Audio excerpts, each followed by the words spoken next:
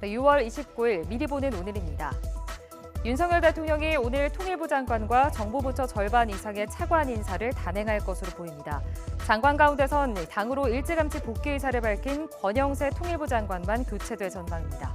대통령실 관계자는 이번 대규모 차관 인사 배경에 대해 윤 대통령의 철학을 직접 국정에 반영하는 정무적 역할을 하기 위해서라고 설명했습니다.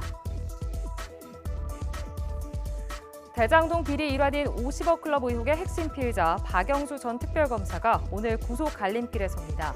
서울중앙지방법원은 오늘 박영수 전 특검과 최측근 양재식 변호사의 구속 전 피의자 신문을 진행합니다. 박 전 특검은 지난 2014년 우리은행 이사회 의장으로 재직할 당시 우리은행이 대장동 일당 컨소시엄에 참여해 대출 의향서를 발급하도록 힘써주는 대가로 거액을 약속받고 실제 8억 원을 수수한 혐의를 받습니다. 국민의힘 소아청소년과 의료 대란 해소를 위한 TF는 오늘 4차 회의를 열고 소아청소년과 의료 수가 문제를 논의합니다. 이 자리에선 저출산 현상으로 환자가 갈수록 주는 데다 건강보험 의료 수가가 다른 진료 과목보다 낮아 병원 운영에 어려움이 있다는 현장의 의견과 관련해 대책이 다뤄질 것으로 보입니다.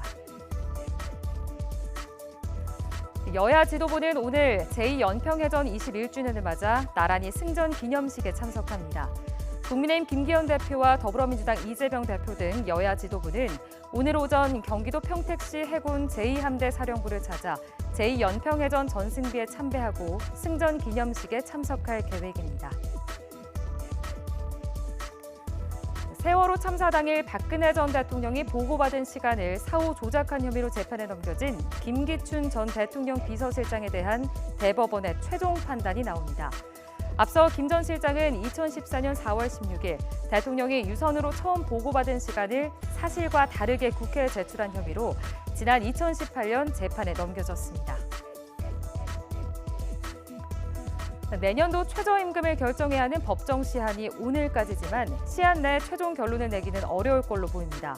한국노총과 민주노총은 그제 8차 전원회의에서 퇴장한 뒤 내부 논의를 이어왔지만 오늘 최저임금위원회 9차 전원회의에 참석할지는 불투명한 상황입니다. 지금까지 미리 보는 오늘이었습니다.